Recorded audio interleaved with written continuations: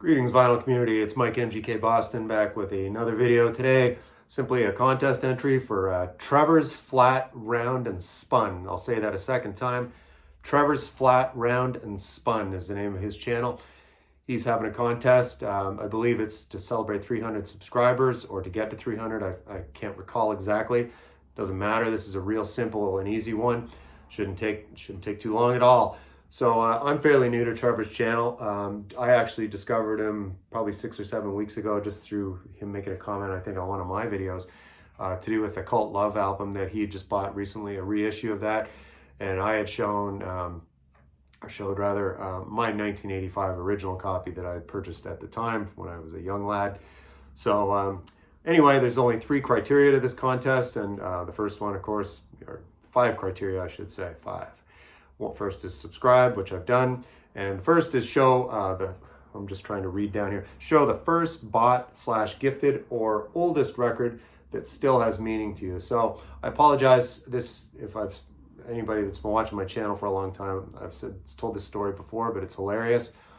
So when I was probably 10, I was infatuated with Kiss, and I've seen a few of the entries, Trevor, to your contest, and Kiss keeps coming up. Us kids that grew up in the 70s, it just seems to be a common theme. Of course, because they were huge, right? And yeah, they were good. It was fun. So I was in the Kiss Army and all that stuff too.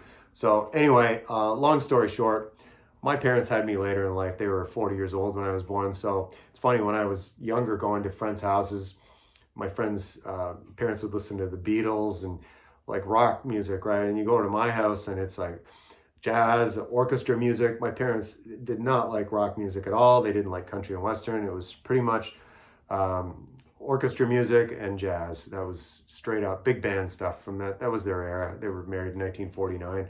So that was their era, and they didn't really evolve into rock and roll, but they were cool people regardless. And just to show how cool they were, well, my mother's still around. She's 94, back up in Ontario, but my dad passed a few years ago. But the story goes, so they started this kind of tradition at Christmas time where they'd buy me a record that I want, because I had a little bit of money, but when you're 10 or 11, you're shoveling a few driveways. That's kind of it for your job. So this kind of got the ball rolling with Kiss Alive. So my dad, there was a local record shop called Sam the Record Man. It was a chain in Canada, but I grew up in a very small town in Eastern Ontario. So that was really the only go-to to buy music. And it was there for a long time, well into my 20s before it folded, the chain folded. But anyway, the story goes, my dad had to go in there, and he knew the owner, and I could just picture, my dad with maybe a Stan Getz album in one hand and then this album in the other. And my dad liked to tell the story how, they joked about it, him and the owner, about my dad buying this. And just, my dad was a pretty funny guy, so that always brings a smile to my face when I think of that story. So I hope it brings a smile to yours as well.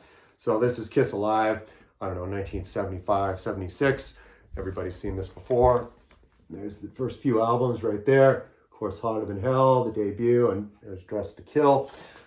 This is in really excellent shape, considering I had this as a kid, but my dad showed me how to clean records and take care of them, and I did that. So I've still got all the original book. There they are right there. There's Ace and his smoking guitar, and there's Paul right there. Yeah, what else is in here? I think there's actually another book in here too. Yes.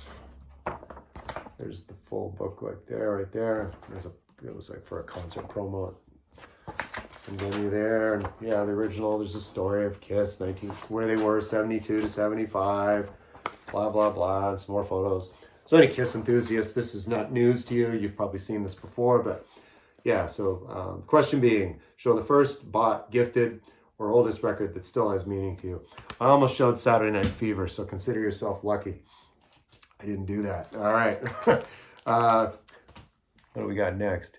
I'm getting these reversed, but what the hell? This is actually the third question. Show a record that never lets you down. I have several, but this is a go-to once in a while. I usually play this at least once a year.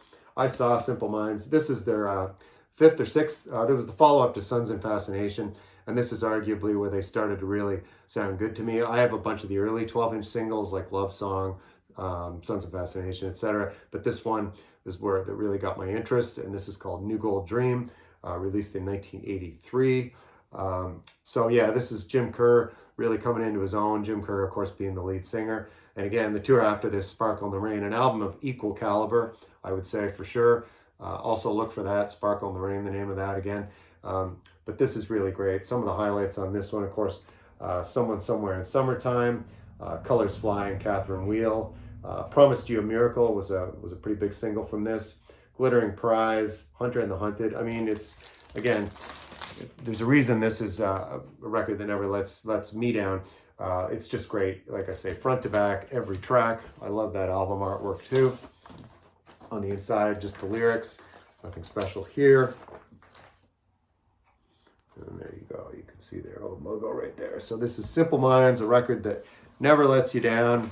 They let me down later on, down the road, when they did Once Upon a Time. I didn't care for that. And then, of course, they, Don't You Forget About Me, the Breakfast Club soundtrack. And then they just got a little too commercial for my taste.